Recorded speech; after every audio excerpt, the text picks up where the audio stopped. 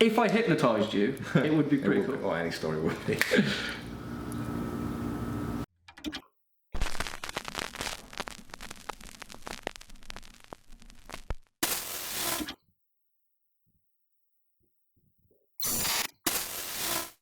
Sumeria. It's not French. What's oh shit, we're recording. We are. Okay. What is summer in French? Oh, I actually got taught this the other day. It's not Sumer. I don't think so. No, I don't know. Cassie, this bit isn't even funny, so don't put this bit in. I think it sounds like the worth of life. It's like V or something like V. that. I don't know. On V. I don't know. Whatever. I'm sure someone's watching this right now and they're already typing in the comments what the French word for summer is. Oh, no, we're leaving this bit in. Yeah, this is going in. That's our intro. Welcome back, everyone. Welcome back. I'm Danny Burke. I'm Jack Finch. We're back in the forest. Mm-hmm. Got some trouble in the forest by the sound of things. That's those. There's a lot of woodpeckers that have moved in, and they sound just like sirens. They're those. No, it's not the woodpeckers. It's those like that bird that can imitate sound. Like a mockingjay or something. No, mocking does. Good reference. No, they're called like. And then there's like the footage of them like. Yeah, I know those ones. There's a whole swarm of them flown in. Yeah. They're perched up over there, just keep pretending to be police sirens. It's crazy. It's creepy. Like I'd actually say that was a police car if I didn't know that they was. It's uncanny. It's uncanny. I don't know what they want either. Probably want to hear a story. I think they want to hear a story, guys. Yes! We're back with a story, guys. For those of you that have already clicked on this video, you know that this story has a very particular name, but Daniel doesn't know what this story is called, and I'm actually quietly excited about this one. Mm-hmm. I'm ready for this one, actually. Okay. I'm just going to go straight into it because there's nothing. I'd want you to be completely unaware of everything. All right. I'm good. I'm ready to relax. Is it one of those ones? More like a. If I hypnotised you, it would be pretty cool. Well, any story would be. I feel like that guy needs me. Okay, sorry. This story is called. Yes, the name, the title is The Apartment. Love it. Classic. It's got a real classic feel to it. Classic, isn't it? Yeah, feeling cinematic already. This is how it goes. You wake up 2 minutes before your alarm. It's strange because you usually find your own body clock stirring itself before the safety blanket of your phone's alarm, but this time, more so than every other moment that you've woken from sleep, this time it feels instantaneous, like somehow someone had clicked play on a buffering video. It was like they were almost waiting for you. You briefly remember your dream before, staggered visions of a tree line and a wall of arms making its way toward you, but the details quickly fade away like smoke in your hands. You shake it off. It's just another dream, a series of bad ones lately. You roll over, you snatch the phone in your hand from beneath the pillow as you eye the clock. You can barely make out the white lines, but you do. 6:59 a.m. The light pierces your blurry vision and you wince. That's weird. These have already felt like the longest 2 minutes of your life waiting for your alarm to sound, but the place in between sleep and consciousness is a bizarre realm. You know that well enough. When we wake, we don't know which way the fragments of time will fall, and the fleeting moments between slumber and lucidity are spacious enough for time to be flexible, like an engine sputtering to life. Sometimes a minute feels like 10, sometimes 10 feels like a minute. Still though, your focus fades back to the phone that you clutch in your hand. 6:59 a.m. You slide your finger across the cracked white panel to unlock it. Nothing. 6:59 a.m. The same screen staring back at you, not even a shudder of a vibration. In fact, you'd think it was a painting if it wasn't for the crisp LED glow coming from the backlight. But other than that, it was exactly just that, a painting. Frozen in time. But then you panic, your heart falls out of your chest. No! Your phone has frozen during the night, and now you've missed your alarm. And that can only mean one thing: you've overslept for work. Shit! You throw the covers from the bed and dart across the room to your desk. Your watch is there, but when you pick it up and squint your eyes toward the clock face, it's there again. The same set of numbers, 0659, in black and green 24-hour parity. Exactly the same. Your panic fades for a moment. You wait for this whole bizarre minute to finally tick away as you call yourself an idiot under your breath. And as you collapse back on your bed, you press the lock button and the volume button in unison on your phone. You just need to reset. That makes the two of you. You laugh to yourself. But as you hold it for longer than 10 seconds and then 20, 30, expecting it to tick over and fade into a thin strip of pixels and darkness, nothing. The same rigid screen staring back at you, 6:59 a.m. The same bright blue snow-capped mountain range in the background that you'd never changed. Nothing. Just 4 app icons and a clock that refused to budge. A strange morning indeed, you think to yourself. Languidly, you slide back out of bed, remorseful of the sleep you'd never have, and you fold the cover back into place. Flipping your phone onto your bed, you yawn, you fluff the pillows, and you rub the sleep from your eyes. That's weird though. There's nothing there. No dust of slumber. You spend the next 7 or so minutes in the shower. For some reason though, when you stepped inside, you noticed that the water was instantly hot. Another thing that struck you as odd. Usually at this time of the morning, your apartment is pretty much the last room to get any hot water, given the fact that the boiler is on the top floor and you're right at the bottom. Without fail, the tap will sputter and shake guttily, spitting out cold blobs of water to the tiles before a thin, feeble stream of lukewarm water manages to trickle out. This morning, though, instant warm water, a blanket of heat that lathers your body with comfort the moment you slide open the faucet. I mean, you can't exactly complain, but again, it's weird, right? As you step out of the shower, your mind suddenly clicks and you curse yourself under your breath for not checking earlier. It's been so obvious. The curtains. Of course, you weren't exactly a fully fledged survival expert, but you could roughly piece 2 and 2 together and tell the time by the soft glow of the sun's location. It was the height of summer after all, mid-July, and the streets were aglow long before 6 a.m. usually reared its head. Maybe now you could figure out if you were late or not, or whether you'd have to start looking for another job. But when you humorously sigh at your own stupidity and spread the curtains wide, you're greeted by the quiet void of the evening. Darkness. A lamp flickers its washed out orange in the street below.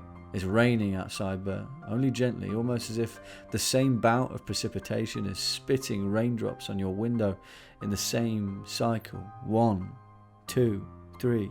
They patter like the staccato rhythm of an opera about to begin, or an advertisement for a new cell phone.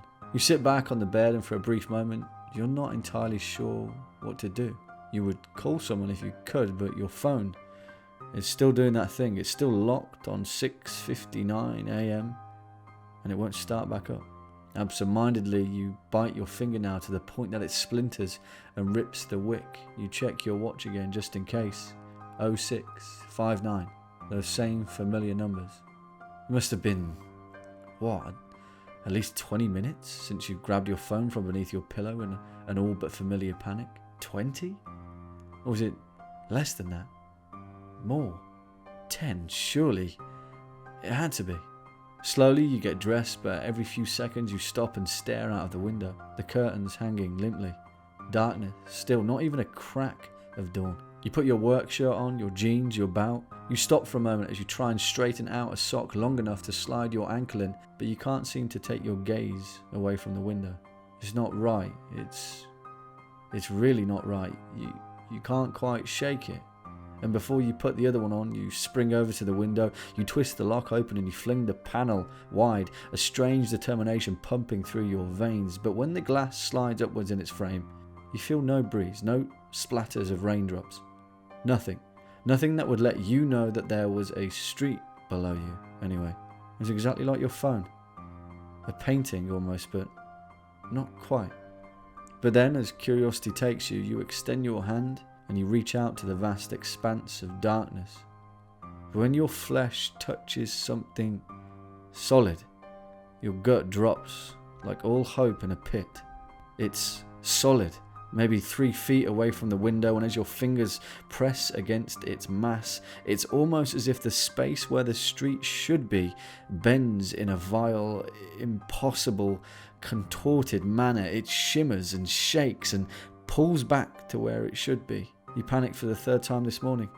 and you sprint out to the apartment door. You twist the locks, just like your mum had told you all those years ago. 3 bolts, a chain, and a deadlock. It was the only way that you could sleep, but now something had turned, something had changed, something had shifted in the myriad of what was known and what was unknown, and slowly as you twisted the handle, your palms sweaty and slick from a strange, timeless fear, you see the truth of it. As the apartment door slides from its bracket, the hallway before you is a place that you wish that you could forget, but you can't. The same foamy yellow carpet, the whitewashed walls that makes your head hurt, that pallid, foreign yet familiar odour. You've been here before, you know that, but this is not the apartment that you knew. This is someone else's version. Someone else who knew the details, but they couldn't get them quite right.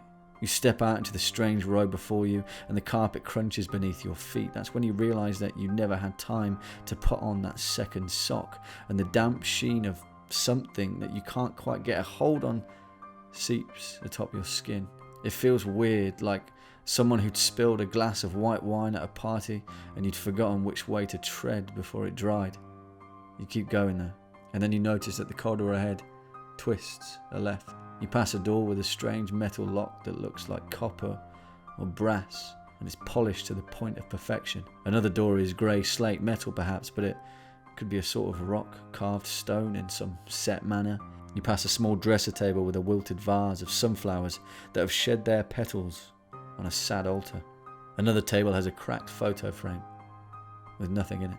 As you get to the end of the corridor, you smell something like burnt toast, but not quite. Instead, like a stovetop that has crusted too deep in carbon, and every time you fire it up, it burns off in a thin layer. Smoke and fire.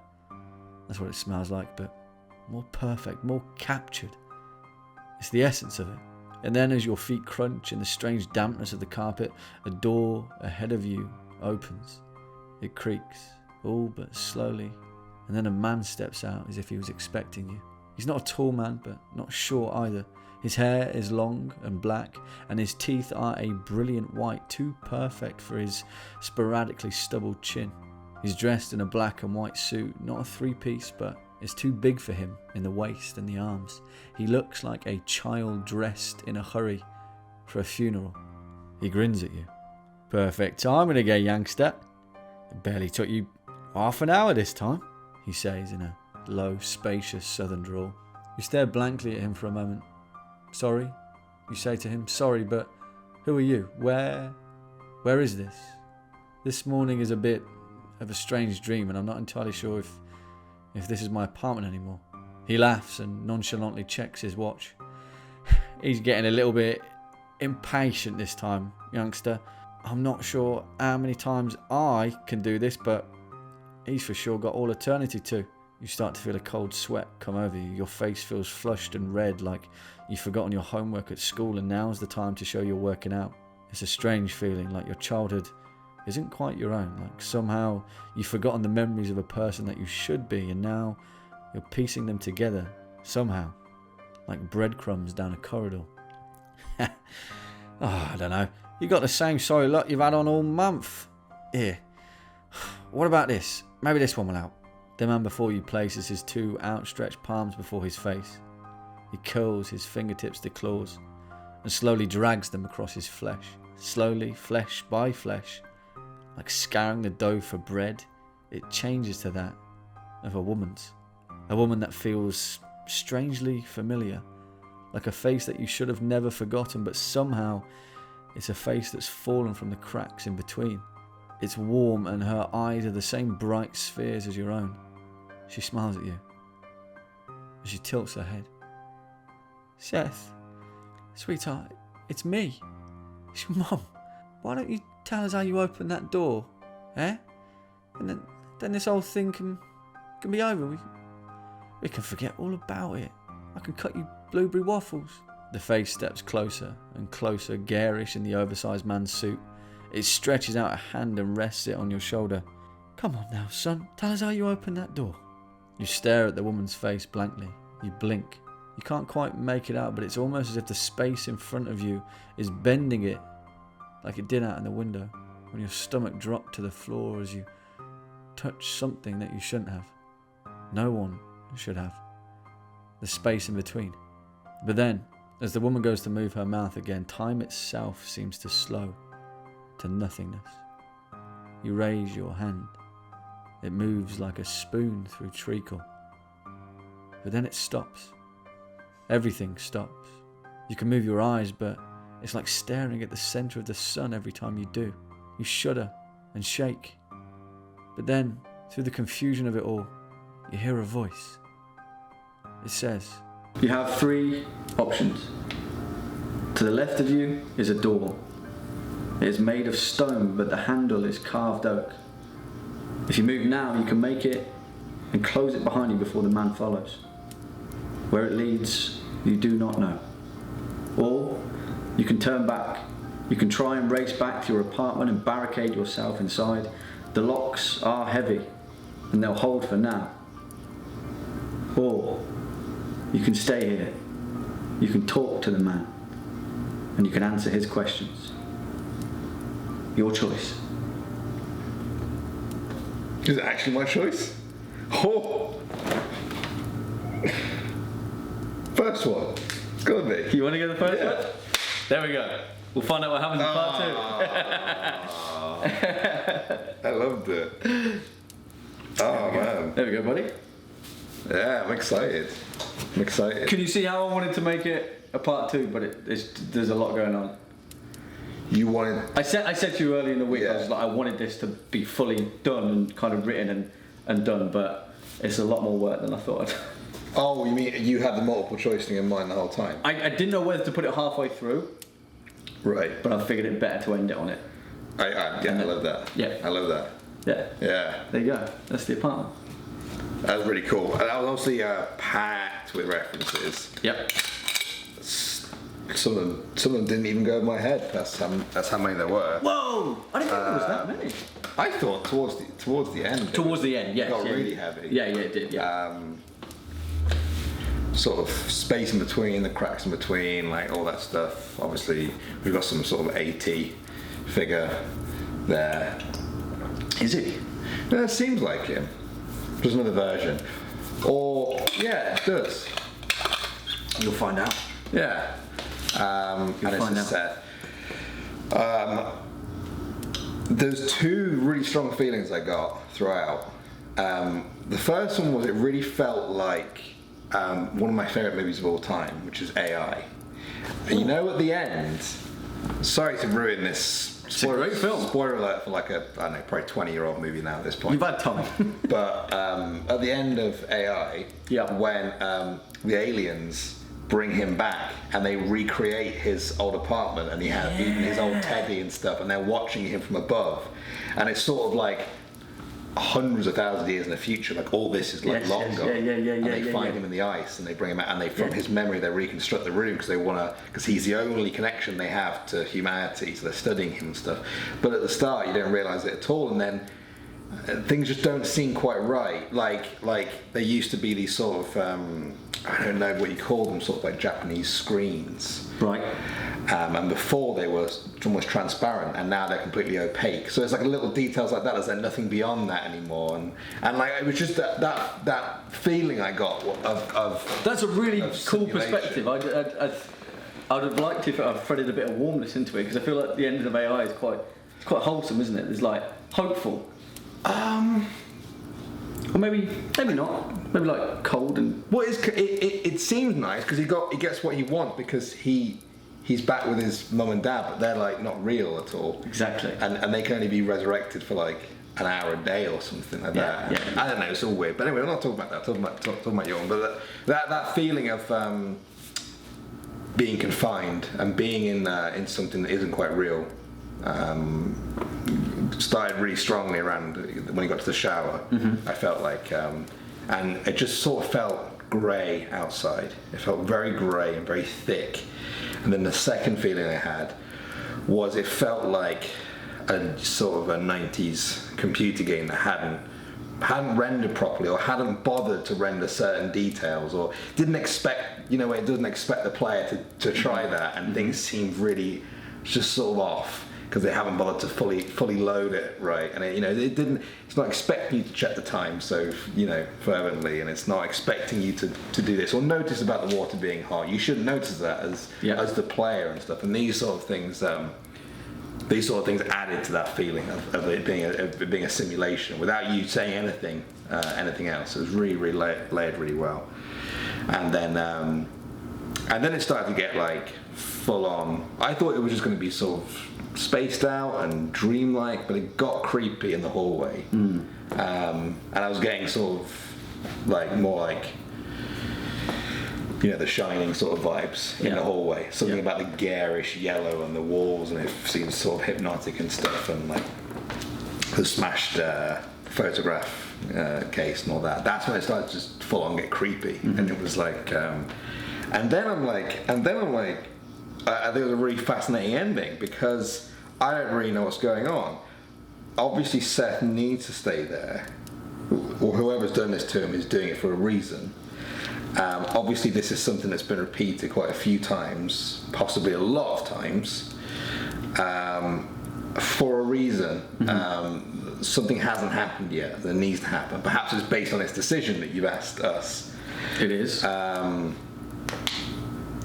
perhaps this decision that I've made is the first time that Seth's ever made that decision, right? Maybe. Which is really cool. Which is really cool. I definitely got that feeling that it wants something of us. It wants to know something. But what I couldn't tell was if his mum was, as with everything else there, just a very well constructed detail.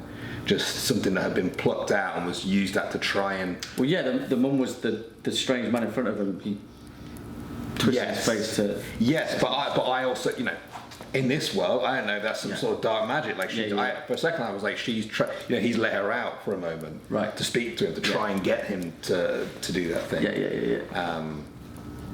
But... Many questions, I like it. I like it. That was all my initial feelings. I like it. Yeah. That's good. Yeah. Yeah, I mean, I don't want to say anything because, like, I feel like, I've got you in a good position, and you chose wisely as well. I'll be honest, you did make that sound like the most appealing one. I know it was difficult because I was just like, I had two clear ways where it could go. Right. So I'm glad you chose my first choice. Yeah. Maybe that was the power of suggestion. I mean, it would have been interesting to go back and if something different happened, if choosing that was the one that never happened. Maybe like it was, I was thinking like, should I choose that one because maybe they're trying to make him be subservient and like always go back and start believing that reality, because as long as he's not believing it, that's good. Yeah, that's good. This is just like a training thing. Like maybe. How long has he been there? Again. Question: when was the last time we saw Seth? I mean, it was a long time ago. It was a long time ago. Don't worry. I think it was in the one where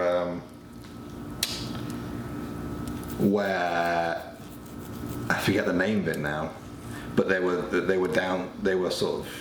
His mum's parents were tied up in the basement. Yeah, we live here. We live here. Yeah. And the kid was Seth, but in his new family. Yeah. And listening through the through the vents or whatever. That was the last time. Yeah. I remember. Same set of locks in that one, wasn't it? Yeah, you always do this. You're like, I'm not saying anything. You're like, I just like leaving. Did you notice the brand of waffles on the side? Like, what you got? Can you tell me? Either tell me or don't tell me. It's so self-serving, isn't it? It's like, did you notice the small cuckoo clock that went chimed? I'm not saying anything. Did you notice the first word of every paragraph? Like, no. Imagine if I did that and just spelled it out. I know. Now that's tell me or don't. No, yeah. There's that was fun. I like that. Okay. Well, we talked before about doing choose your own adventures type stuff. And we have. This is great. And then it would be lovely to perhaps let the audience decide. Yeah. Now we've got a proto thing going on. Yeah. I mean, it's me next. So you've got quite a while now to look at the comments and see what people are saying. So ABC in the comments. And We've also got we've got very exciting episodes. well, next possibly, week. yeah, but we'll get to that after the score. Yeah, we'll get to that. I'll do a score now. Yeah. And it did go up at the very end. I feel like I got very excited at the end. You know? Normally that sort of excitement is reserved for the beginning of the story, and the end is a real satisfaction. But it was just another little bump of excitement. So I will give that an 8.3. Oh, really? Yeah. Thank you so much. That's Yeah. that's really generous. It wasn't 8.2. It was just it was just going to be a great story that made me think, made me feel, really tapped into my psyche. I was really Psyche.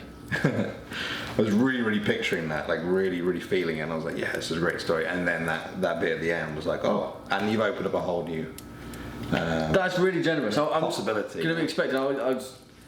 I was. If I'd have got an 8, I'd have been happy. So thank you so much. Yeah, no, like That's beautiful. I think as well, if you go and look back at some of Riley's stories, like these last few ones, I think are just better. Like they just are. They are. But if they were getting worse, Yeah, I know. If they were getting worse, you'd worry. They are. They just are. Like they just like that's what I mean. Even without that, at the end, it was just a great story. It was great. It was intriguing. It was atmospheric. Well written. Thanks, Matt. I feel like I did pull out a few good lines in that actually. My favourite was if you don't, Go on. you're not even asking, but I was really proud of this one. Yeah. Can't believe I'm doing this. The line where I said he looked like a child that was dressed for a funeral in a hurry. Yeah. Yeah. I really did quite like that one. Yeah. I was like, stop. I was like, that's good. That was good. I was like, Danny's gonna like that one. That was good. That was a good one. I also like the one about the stepping wrong, the wine, like all that. Yeah, because it's just again, like I always say to Jax, just an interesting way of saying something simple that lets you, it forces you to picture it. It's the epitome of show don't tell, you know. And if you can do that even in the tiniest moments, I think that's a really cool thing to do. Wow. So that's the score. So yeah, let us know what you guys think. And as I just said, it's me next week. But Jack's not going to be here. Do you want to tell them why? Going to England.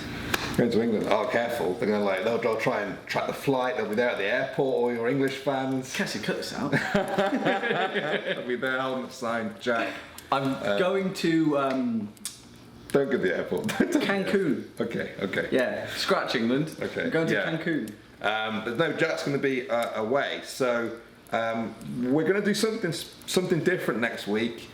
It's either going to be me and a special guest. Well, it is going to be me and a special guest either way. Let's just put it that way. Let's just say it that, you know. I love it. It's either going to be special or very I know, but I'm really Well, it's a possibility. Yeah. Okay, I'll do just say But it. also, it's going to be either a special episode. It's Stephen King. or Stephen King. maybe the week after. That's Oh, he's the week after. Oh, Yeah. oh. Well, there's no point talking about that yet. I've dropped the ball now, no.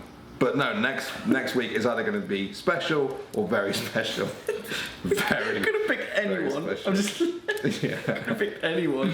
It's It's the Pope. Imagine. I think the Pope would be great on this show.